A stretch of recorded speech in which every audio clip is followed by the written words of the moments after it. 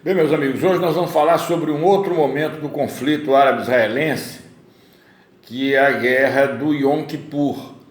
Essa guerra do Yom Kippur ela aconteceu em 1973. Vocês se lembram que na última postagem nossa aqui nós falamos sobre a Guerra dos 6 Dias. Hoje nós vamos falar sobre a Guerra do Yom Kippur. Guerra dos 6 Dias, 1967, Guerra do Yom Kippur, 1973. O Yom Kippur é o principal feriado sagrado para os judeus, o dia do perdão, aquele perdão que Moisés deu aos hebreus, quando ele subiu as colinas sagradas do Monte Sinai para receber os 10 mandamentos, e quando ele voltou, depois de muito tempo, os hebreus estavam vivendo na pecaminosidade, então foi dado perdão a estes hebreus que estavam aguardando Moisés. Então, Yom Kippur é o dia do perdão, então é um feriado muito importante no calendário judaico. Tá? Para os professores terem uma ideia, o Yom Kippur é uma espécie de Natal para os judeus. Então todo mundo vai passar o feriado nas suas casas, vai ceiar com os seus familiares. Então, nessa época, 1973, a primeira-ministra de Israel era uma das maiores heroínas do Israel moderno, que é uma senhora chamada Golda Meir. Então, os países árabes, principalmente Egito e Síria, se aproveitando deste feriado, lançaram um maciço ataque a Israel. O Egito, através do canal de Suez, ali, e a Síria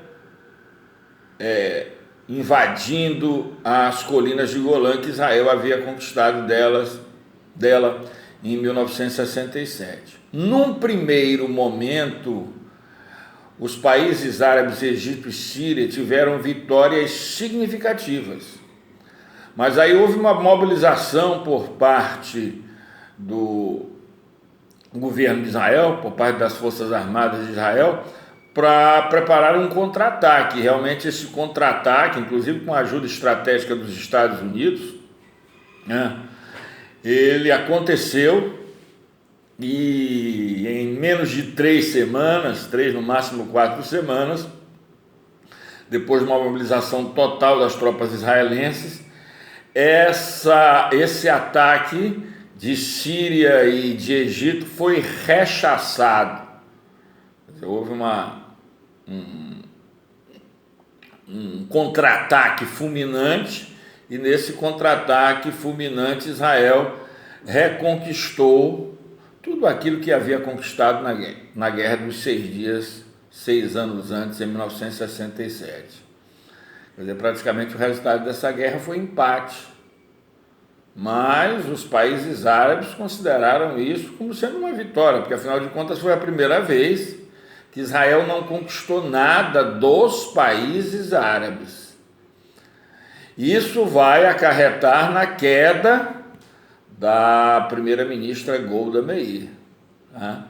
Ela que foi uma das mulheres mais importantes na criação do Estado de Israel, ela foi com um pires na mão, pedir dinheiro para todos os judeus que moravam pelo mundo, para criar as Forças Armadas israelenses, que chegou ao cargo de primeira-ministra, antes havia sido ministra do Trabalho. Ela acabou caindo após a realização desta guerra. Né? A gente sabe que Israel vive 25 horas por dia em pé de guerra, né? 1 hora a mais. Então, nessa vacilada aí do feriado do Yom Kippur, houve esse ataque dos países árabes. É lógico que houve o rechaço de Israel, mas no primeiro momento Israel andou perdendo essas primeiras batalhas da guerra. Tá? Uma outra coisa que é interessante colocar: após o término da guerra do Yom Kippur, a OPEP, Organização dos Países Exportadores de Petróleo, cuja maior parte dos seus membros, esse cartel aí, cuja maior parte dos seus membros são países árabes, eles praticamente triplicaram ou quadriplicaram o preço do barril do petróleo. partir de 1973, 74, isso gerou uma crise econômica mundial, tá? Justamente nessa época aí, que em vários países, inclusive aqui no Brasil, novas fontes alternativas foram estudadas para substituir o petróleo e seus derivados. E uma dessas fontes alternativas foi justamente o álcool extraído da cana-de-açúcar. Foi nessa época que foi criado aqui o pró-álcool. E outros países começaram a massificar a procura de petróleo em outros confins do mundo, né?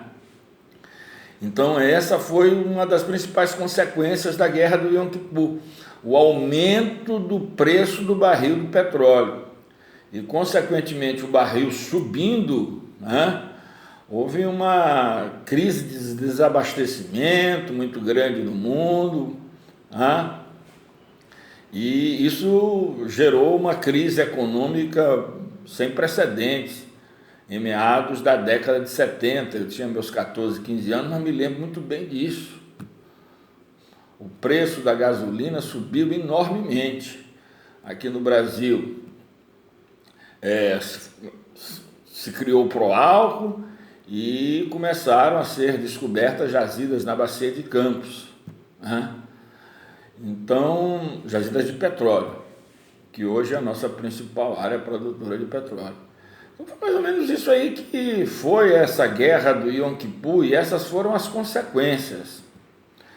Infelizmente, nos países árabes, com o dinheiro que eles arrecadaram exportando petróleo, a Arábia Saudita nem tanto, porque a Arábia Saudita, apesar de ser um país fechado, o padrão de vida da população é relativamente bom.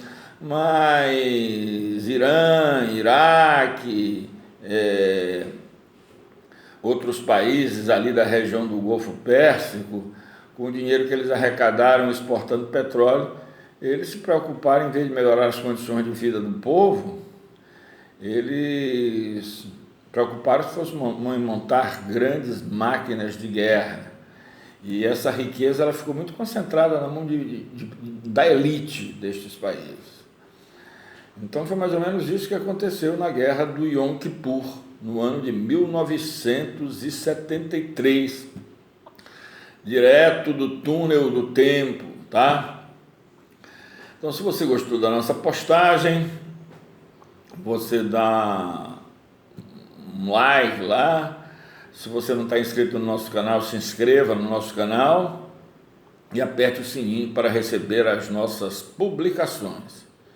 Esse conflito árabe-israelense, a gente resolveu fatiá-lo, porque se a gente fosse falar de uma vez só, a gente teria que passar aqui horas e horas falando sobre o conflito árabe-israelense. Então a gente procura ser o mais sucinto possível em cada um dos atos, em cada uma das etapas do conflito.